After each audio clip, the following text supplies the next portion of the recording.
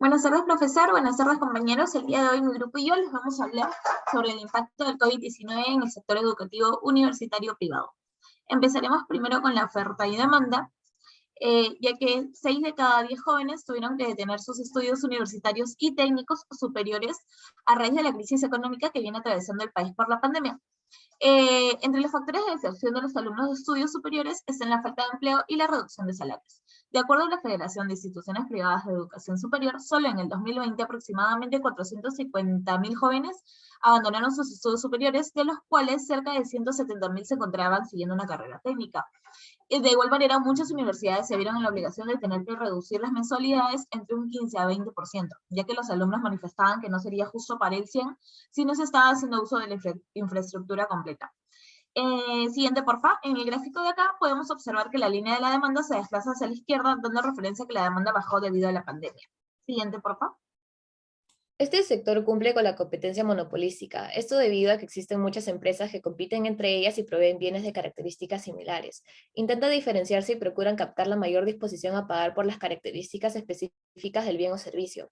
La participación en el mercado de la educación privada se redujo debido a la crisis generada por la pandemia. Según el INEI, la educación universitaria privada representa hoy el 69%, cuando en su pico de crecimiento en el año 2016 representó hasta el 75%.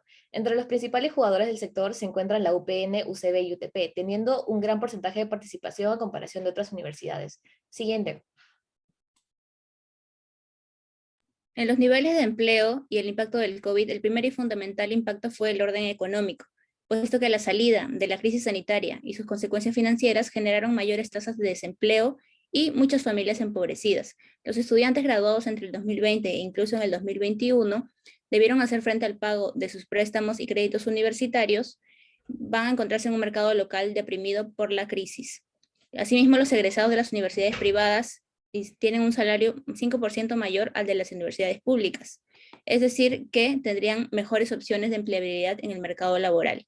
Las perspectivas laborales de los jóvenes graduados son inciertas. En general, los trabajadores menores de 25 años tienen más probabilidades que los mayores a 25 años por la crisis de la pandemia. En la actividad del sector, según Luis Escano, presidente del Instituto Peruano de Derecho Educativo, el principal problema fue que los estudiantes y las familias se vieron imposibilitados a pagar las mensualidades en las universidades privadas. Siguiente, por favor. El impacto en el PBI.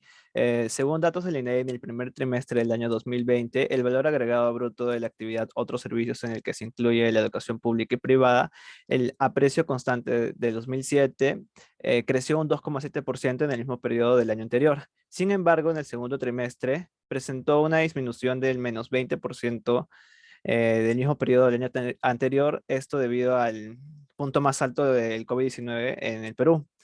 Los servicios de educación pública y privada se redujeron a pesar de haber implementado la educación en línea. Esto debido a que no abarcó todo el territorio nacional por problemas con falta de conexión a internet y equipo como celulares, tablets y laptops.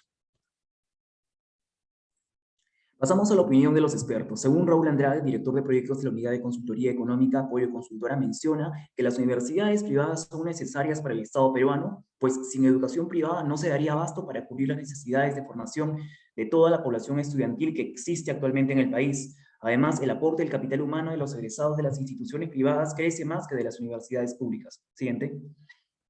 Y según Manuel Ostoja, presidente de la Federación de Instituciones Privadas de Educación Superior, menciona que existen grandes retos como país para mejorar la calidad de la educación. Y para esto es necesario que el sector público y privado trabajen de la mano para reducir las brechas tanto en calidad como...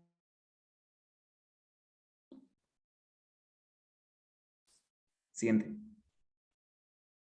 Ok, y en la parte de las conclusiones podemos decir de que primero que, según lo investigado, hemos llegado a la conclusión de que las universidades privadas compiten en calidad, como se ve reflejado en los puestos que ocupan en los rankings, por lo tanto, son importantes para el país, y que también el estudio que hemos investigado concluye que si no existiera el sector privado, el presupuesto en educación del Estado debería ser mucho mayor para poder cubrir a esos estudiantes que no tienen las posibilidades o que no estudian en institutos privados o universidades privadas.